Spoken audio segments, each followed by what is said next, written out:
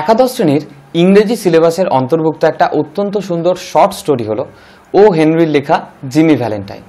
এই Jimmy Valentine short স্টোরিটা থেকে তোমরা একাদশ শ্রেণীর বার্ষিক পরীক্ষার জন্য কোন কোন কোশ্চেনগুলো সবচেয়ে ভালোভাবে গুরুত্ব দিয়ে পড়বে সেই নিয়েই আমাদের এই ভিডিও। তোমরা দেখছো তোমাদের সবচেয়ে প্রিয় YouTube channel study with Ayan, আর আমি অয়ন তোমাদের সাথে। প্রশ্নগুলো দেখার আগে তোমাদেরকে জানিয়ে দিই, আজকে তোমাদের এই সাজেশনটা যিনি প্রস্তুত করেছেন তিনি হলেন ইংরাজির একজন অভিজ্ঞ শিক্ষিকা সর্বস্মিতা সাহা। আমরা তাই ভিডিওটা শুরু করার আগে সর্বস্মিতা ম্যাডামকে আন্তরিকভাবে ধন্যবাদ জানাচ্ছি। এবারে আমরা দেখে নেব জিমি ভ্যালেন্টাইনের সবচেয়ে গুরুত্বপূর্ণ প্রশ্ন। ও হেনরির লেখা জিমি ভ্যালেন্টাইন থেকে তোমাদের প্রথম প্রশ্ন। Mister Ralph D Spencer, the Phoenix that arose from Jimmy Valentine's ashes. Who is Ralph D. Spencer? What is Phoenix? Why has the comparison been made? এই প্রশ্নটার মানে হচ্ছে mister Ralph D Spencer Jimmy ভ্যালেন্টাইনের ভস্ম থেকে জন্ম নেওয়া phoenix পাখি। কে রাল্ফ ডি স্পেন্সার? ফিনিক্স কি? কেন এই তুলনাটি করা হয়েছে? পরের প্রশ্ন। Describe the contents of Jimmy Valentine's suitcase. Why do you think he gazed fondly at them? Jimmy ভ্যালেন্টাইনের সুটকেসের ভেতর যে দ্রব্য বা জিনিসপত্রগুলি ছিল তার বর্ণনা দাও। সে সেগুলোর দিকে কেন সস্নেহে তাকিয়েছিল বলে তোমার মনে হয়? পরবর্তী প্রশ্ন। What did Jimmy Valentine do from the time he got out of jail till he met Mike Dolan? Jail থেকে ছাড়া পাওয়ার পর মাইক ডোলানের সঙ্গে দেখা হওয়া পর্যন্ত জিমি ভ্যালেন্টাইন কি কি করেছিল? এই প্রশ্নটাই তোমাদেরকে আরেকটু অন্যভাবে দিয়ে দিতে পারে। Retrace Jimmy Valentine's course of action from the moment he is granted parole to the time he reaches his room. এর মানে হলো জেল থেকে ছাড়া পেয়ে তার ঘরে পৌঁছানো পর্যন্ত জিমি ভ্যালেন্টাইনের কর্মগুলিকে ব্যক্ত করো। অর্থাৎ জেল থেকে ছাড়া পেয়ে যতক্ষণ জিমি ভ্যালেন্টাইন তার বাড়িতে পৌঁছেছিল সেই সময়ের মধ্যে সে কি কি করেছিল সেই বিষয়গুলো সম্পর্কে তোমাদেরকে লিখতে হবে। আমরা চলে আসছি জিমি ভ্যালেন্টাইনের পরবর্তী প্রশ্নে। What did Jimmy write to his old friend in St. Louis? Why did he write so? এই প্রশ্নটার মানে হচ্ছে সেন্ট লুইসে থাকা তার পুরনো বন্ধুকে জিমি কি লিখেছিল, কেন সে সেগুলি লিখেছিল? পরবর্তী প্রশ্ন। That child, she can't stand it long in there. Who is referred to here? Why was she in danger? How was she saved? এই প্রশ্নটার মানে হচ্ছে ওই শিশুটি সে ওখানে বেশিক্ষণ সহ্য করতে পারবে না।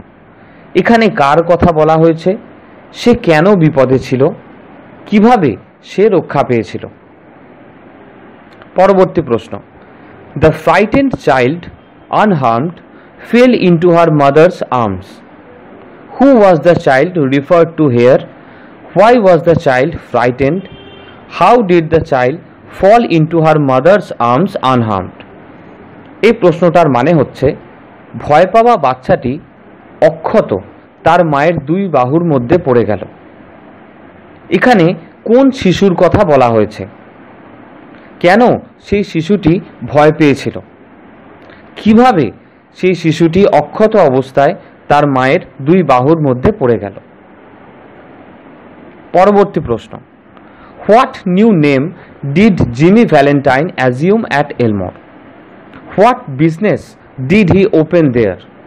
How did Jimmy fare at Elmore? এই প্রশ্নের মানে হচ্ছে কোন নতুন নাম জিমি ভ্যালেন্টাইন এলমোরে নিয়েছিল? অর্থাৎ এলমোরে যখন জিমি ভ্যালেন্টাইন থাকতে শুরু করে তখন সে কোন নতুন নাম নিয়েছিল? সে সেখানে কোন ব্যবসা খুলেছিল বা কোন ব্যবসা শুরু করেছিল? এবং কিভাবে জিমি ভ্যালেন্টাইন সেখানে তার পসার জমিয়েছিল? এই প্রশ্নটাই একটু অন্যভাবে তোমাদেরকে দিয়ে দিতে পারে। How did Jimmy become a successful man in এলমোর both financially and socially?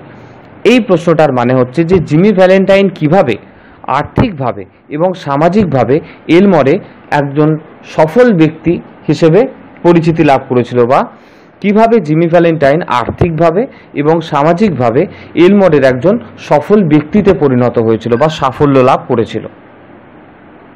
পরবর্তী প্রশ্ন, sketch the character of Jimmy Valentine. Jimmy ভ্যালেন্টাইনের চরিত্র চিত্রিত করো বা জিমি ভ্যালেন্টাইনের চরিত্র সম্পর্কে লেখো। জিমি ভ্যালেন্টাইন থেকে আপাতত এই কটা প্রশ্ন তোমাদেরকে দেওয়া হলো।